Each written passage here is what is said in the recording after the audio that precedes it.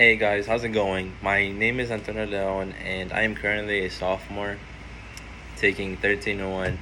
I'm making this video for my industry project. I chose to do the 2-page and 5-minute video. Um, Today I will be speaking about a non-renewable resource industry. That's the one I chose for my whole semester. The reason I chose it was because I took an environmental science class in high school. That taught me a lot. It taught me a lot about what things we do that make our earth hurt more. Basically, it will last less if we don't stop doing the things that we currently do. So today I will be talking about the company Iberdrola. You may not have ever heard of that company, right? Neither had I, honestly. What I did was look up top renewable resource companies when I was searching for my company. Iberdrola came up on one of the top 10. It was actually number 3. I decided to choose it was because it sounded Spanish, right? And I'm Hispanic, so I decided, let's do something different, right? This company, I'm gonna tell you now about its history, how it came up and stuff, right? Iberdrola was was birthed in Spain, November 1st, 1992, in a city called Bilbao. It wasn't originally born there. I mean, the name Iberdrola was born there, but before that, there was 2 companies that joined up to make Iberdrola. The first one was called Hidroeléctrica Ibérica. That one was made in again, Spain during 1840s, the Second Industrial Revolution. And then the other one was called Iberdrola. It was a company, also again in Spain, 1944, in order to better because of the horrible crisis Europe was going through right now at the time, World War II. It made everything so much better. And so those two companies came up and they made what we know as today Iberdrola, right? Currently, Iberdrola is a 100% non-renewable resource company. They used to have coal and oil power plants, but since they wanted to dramatically decrease their carbon emissions, they have now changed to being one of the world's largest wind companies. Now we'll be speaking about the problems Iberdrola has faced over the years. Obviously, Iberdrola has faced many problems. Any company faces a lot of problems. Iberdrola's primary goal was to fight off global temperatures caused by us humans and basically the way we accommodate ourselves. What I mean by this is changing the way we heat our homes, the way electricity is powered to our houses, the way we get AC, all of that, right?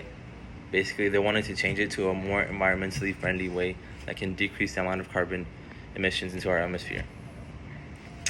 Another one of the actual problem faced by Iberdrola was whenever the new CEO Gala came in. The actual company wanted to change the ways it was managed. They wanted to get out of their comfort zone, and they wanted to change. They wanted a more clean earth, so they decided to take risks and challenge the company, basically, in a way that they're gonna take away all of the coal and all the oil power plants in order to make it 100% non-renewable resource. People thought it was crazy because they weren't gonna be successful at the time, but nowadays, wind, non-renewable resources, that's what's popping right now. Now today, they serve over 100 million people, dozens of countries, It's crazy. The actual issue of the increasing global temperature is a huge problem that Iberdrola has to focus on through the growth. Um, the reason Iberdrola became so huge is because of the even bigger problem we are facing right now: carbon emissions, um, the increase of greenhouse gases in our atmosphere. Iberdrola, basically, the company was so determined and ambitious into creating a strategy to defeat it. That's what they did. And basically, what I learned over the semester was something I can compare it to was the NASA videos and the stuff that we learned about NASA, to basically learning about globalization. One way I feel like NASA could be applied to this is their crazy upcoming. NASA became so famous once we got to the moon. Even before then, we got to the moon. Currently, right now, it's one of the richest, most popular industries, and so is the what's it called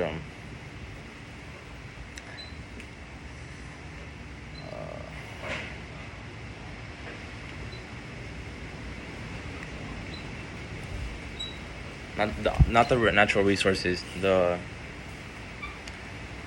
renewable resources. My bad. Basically, the renewable resource companies right now, they're popping. That's what's going off. That's why I compare them both. I think they're both really similar in an aspect that they're both gonna continue growing, and it's good for the world. I believe, honestly, Iberdrola has a great potential to grow so much forward, right? I read on one of the articles I read, it stated since 2001 we have grown from about the 20th worldwide electricity utility to the third largest, which is crazy. This is just in, let's see, 20 years they have grown that much, which is something unbelievable. Something else that was mentioned in an article was a commitment to a growth strategy on clean energy and reducing our operating emissions by 50% by 2030. This means that they will continue changing their ways. They want to make the earth a better place, and they won't stop. Thank you for your time, and this is it.